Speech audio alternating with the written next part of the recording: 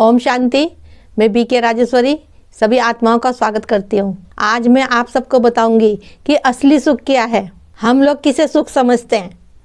हम लोग रुपया, पैसा, मोटर गाड़ी, बड़े बड़े मकान, अच्छी पोस्ट पे नौकरी, अच्छा कपड़ा, अच्छा खाना, बड़े बड़े लोगों से उठना बैठना, इसको हम सुख समझते हैं। हम इन चीज़ों को ही अपना सुख समझते हैं कि ये सब कुछ हमारे पास है तो हम बहुत सुखी होंगे, हम बहुत खुश हैं। लेकिन किसी दोस्त ने या कभी हम पे पैसा ना हुआ या हमारा घर ना हुआ, कभी हम किसी वजह से रोड पे आ गए और फिर देखो कि हमारा मन कैसे परेशान होता है कि जिसको हम अपना दोस्त समझते थे, अपने जान से ज़्यादा हम उसको प्यार करते थे, उसने हमें ऐन वक्त पे धोखा दे दिया, हमारा साथ छोड़ दिया, तो मन कितना परेशान होता है। या आज हमारे पास रुपया, पैसा, घर, मकान है, किसी वजह से वो हम पे नहीं रह पाता, तो फिर देखो हमारा मन कितने परेशान होता है। तो असली सुख क्या है? लेकिन हम तो इसी सुख साधन की चीज़ों में ही खो रखे, अपने को भूल रखे, अपनी आत्मा को भूल रखे।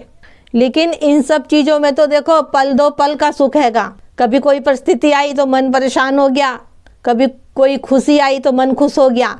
लेकिन अपने मन को ऐसे खुश रखो कि आपका मन दुख में भी और सुख में भी खुश रहे। यानी कि अपने मन का शांत होना ही अपने अंदर की खुशी हैगी और वही असली सुख है। कितनी ही धन दौलत हो, कितने ही रुपया पैसा हो और मन हमारा परेशान हो तो फिर काहे का धन दौलत, काहे का रुपया पैसा। तो देखिए हम असली सुख को कैसे प्राप्त करेंगे? हम असली सुख को ज्ञान के माध्यम से प्राप्त करेंगे। पास ही ब्रह्म कुमारी के नज़दीकी सेंटर पे जाएं और 7 दिन का कोर्स करें। वहाँ पे आत्मा और परमात्मा को जानें।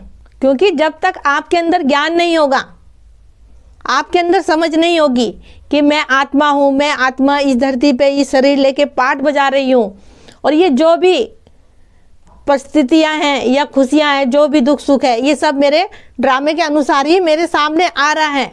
लेकिन मन आपका तभी शांत होगा जब आपको ये समझ होगी, नहीं तो आपका मन भटकता ही रहेगा।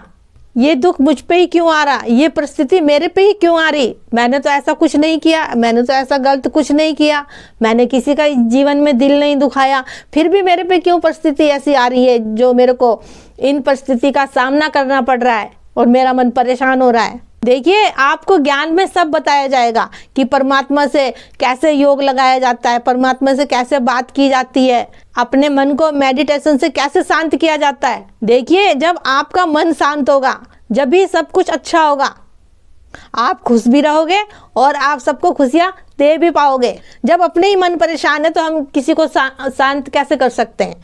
हम शांत होंगे जब भी तो हम सामने वाली आत्मा को भी शांत कर सकते हैं। उसके लिए हमें अच्छे विचार चाहिए, अच्छी सोच चाहिए, अच्छी समझ चाहिए। ये सब आपको ज्ञान के माध्यम से सब समझाया जाएगा और सब आपको पता चल जाएगा।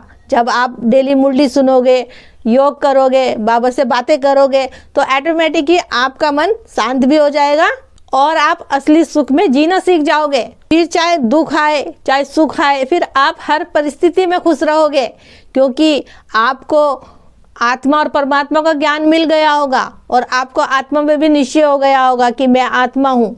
ड्रामा का सब राज पता चल गया होगा आपको, तो आपका मन कभी अशांत नहीं होगा, सदा ही खुश रहोगे आप। तो यही कहूँगी आप सबको कि ये धन दौलत, रुपया पैसा, बड़ी बड़ी गाड़ी, मकान, इसको आप अपनी सुख सुविधा की चीज़ ही समझे कि ये सब कुछ आपको सिर्फ इस्तेमाल करने के लिए मिला हुआ है। क्योंकि जब हम ये शरीर छोड़ के जाएंगे तो ये सब कुछ साथ में नहीं लेके जाएंगे।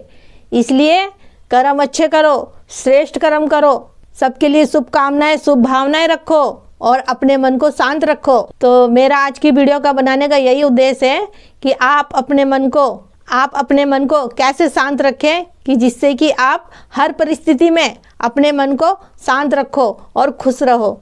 तो ठीक है, फिर चलती हूँ, कल फिर मिलूंगी कोई नए टॉपिक के साथ। जब तक के लिए ओम शांति, ओम शांति।